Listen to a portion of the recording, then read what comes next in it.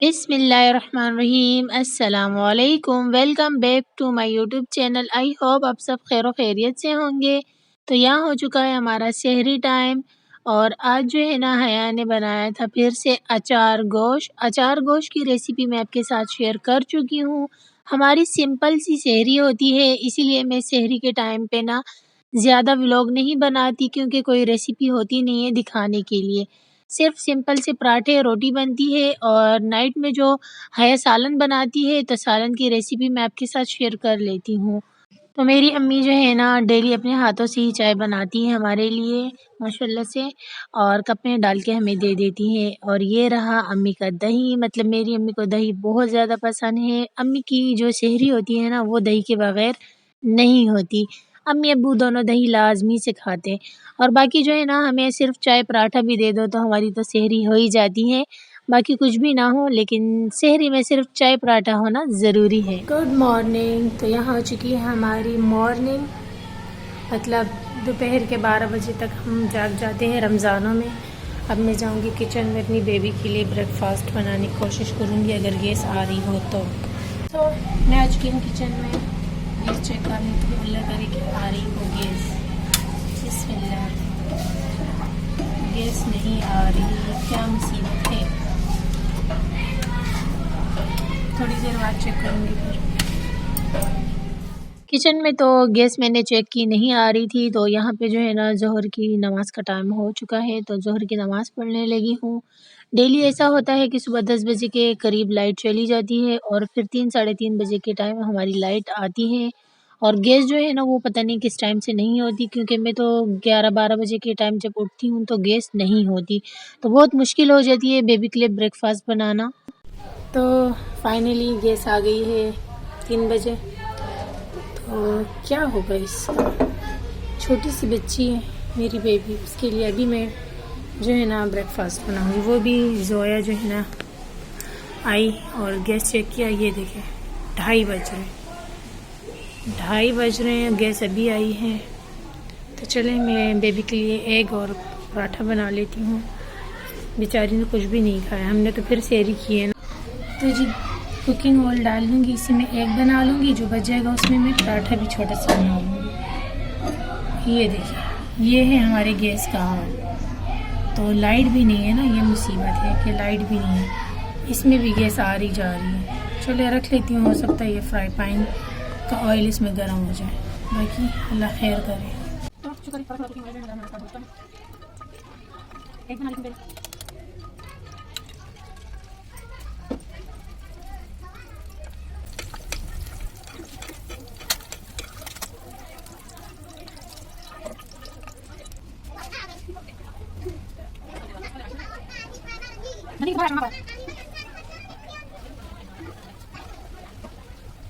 तो बस ये जैसे जैसे फ्राई हो गई है, कोई अच्छा सा कलर तो नहीं आया, लेकिन जो है ना इसे फ्राई हो गई। खिला दूँगी बेबी को।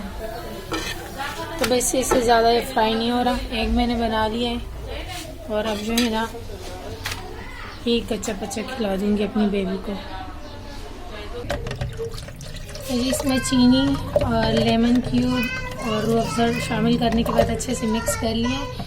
अब इसे साइड पे रख लेती हूँ और अफ्तार टाइम से थोड़ी देर पहले इसमें बर्फ़ क्यूब और ठंडा यख पानी शामिल कर दूँगी। तो जब तक जो है ना इसे साइड पे रख दूँगी। बिस्मिल्लाह, अच्छे से बंद कर दूँ ना ताकि कवर हो सके। अच्छा, इसे साइड पे कर दिया और यहाँ पे जो है ना हमने ले लिया है प्याज और साथ में है ना आलू, इसकी कटिंग कर लेते हैं। बिस्मिल्लाह।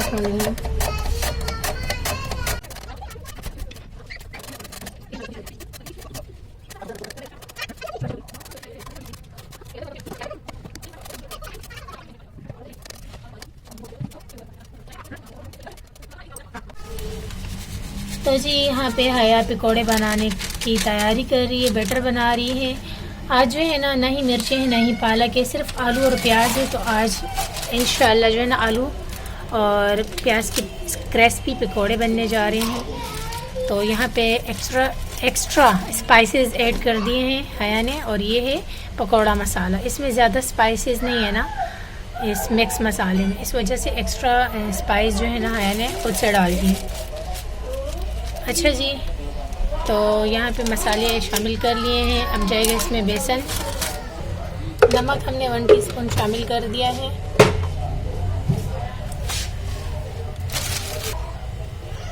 बेसन जाएगा इसमें।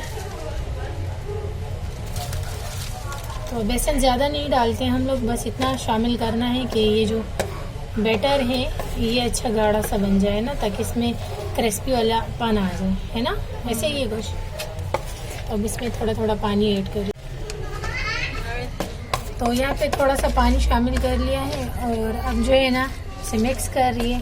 अगर ज़्यादा पानी की ज़रूरत होगी थोड़ा सा पानी और डाल देगी, नहीं होगी तो बस यही काफ़ी है। और कढ़ाया रख लिया है। अब कढ़ाई फ्लेम ऑन करेगी, हाँ डाल दो। और ऐसा है कि फ्लेम ऑन करेगी, कुकिंग ऑयल शामिल करेगी। जब अच्छे से गर्म हो जाएगा हमारा कढ़ाया, तब जो है ना फिर पकौड़ा बनाना स्टार्ट कर देंगे।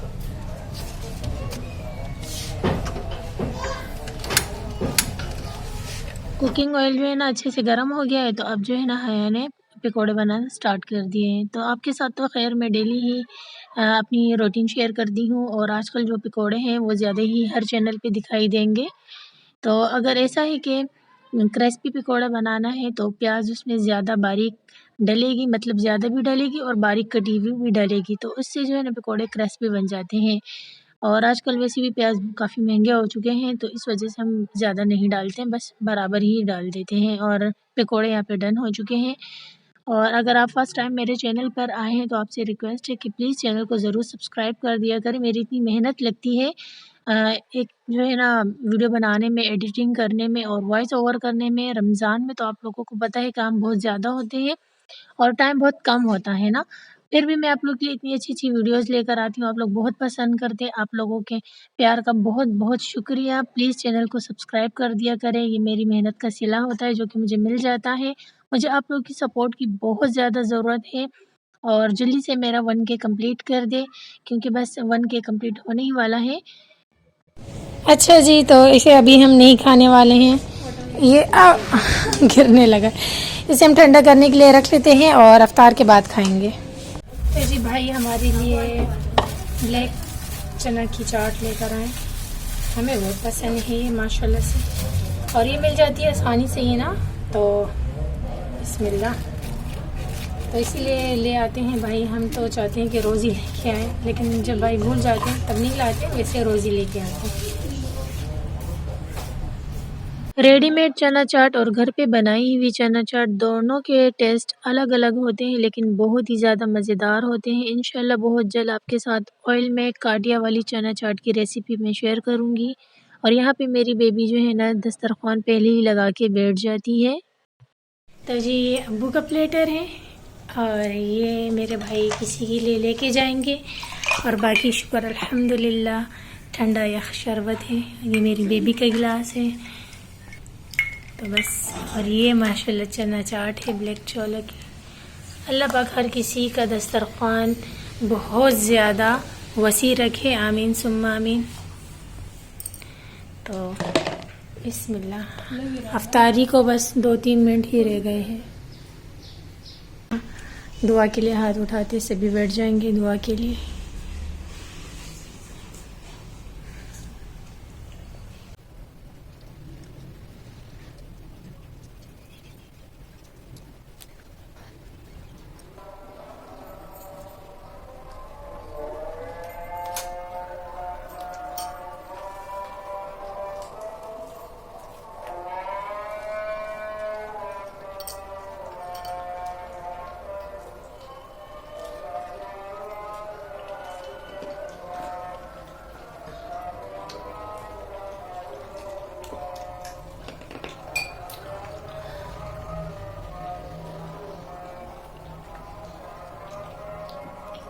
मगरिब की नमाज़ पढ़ने के बाद मैंने कुरान पाक की तिलावत की, तस्बीहात पढ़ी, और उसके बाद जो है ना मैं किचन में आ गई हूँ डेली की तरह चाय बनाने के लिए। चाय जो है ना अब्बू माँगते हैं इस टाइम, तो मैं लाज़मी से बनाती हूँ। ख़ुद भी मेरा काफ़ी दिल चाहता है चाय पीने को। तो आज जो है ना मैं सोच रही थी कि कपड़े स्टिच करूँ, लेकिन मेरी जो थंब पे चोट लगी है वो अभी कवर नहीं हुई। इंशाल्लाह वो कवर हो जाए तो उसके बाद फिर मैं जल्दी से कपड़े स्टिच करना स्टार्ट कर दूँ। अभी मैंने चाय ही पी थी कि भाई ने मुझसे कहा मेरा सूट आयरन कर दो। और यहाँ पे जो है ना अब इशा का टाइम बिल्कुल कम ही रह गया है, मतलब मगरिब और इशा में बहुत कम स्पेस है ना। तो बस हम सबक पढ़ते हैं, चाय पीते हैं, इसके बाद फ़ौरन से जो है ना इशा का टाइम हो जाता है। वाटरमेलन जब ठंडा हो जाए तो बहुत ही अच्छा लगता है खाने में, और ये इस सीज़न का फर्स्ट वाटरमेलन है जिसे हम खाएँगे। आज की वीडियो का एंड यहीं पे करती हूँ। आई होप आपको मेरी वीडियो पसंद आई होगी। चैनल पे फर्स्ट टाइम आए हैं तो प्लीज़ आप लोग की सपोर्ट की मुझे बहुत ज़्यादा ज़रूरत है। मेरा 1K कंप्लीट कर दें, और ये होगा सिर्फ़ आपके एक सब्सक्राइब कर देने से, जो कि बिल्कुल फ्री है। और ये पालक जो कि मेरे भाई एंड टाइम पे ले आए थे इफ्तारी के टाइम पे, फिर हम इसे पकौड़े में ऐड नहीं कर सके। अम्मी ने इसकी कटिंग कर दी थी और अब मैं इसे रख देती हूँ टिफ़िन में। इंशाल्लाह कल की रेसिपी में इसे हम यूज़ करेंगे पकौड़े बनाते हुए।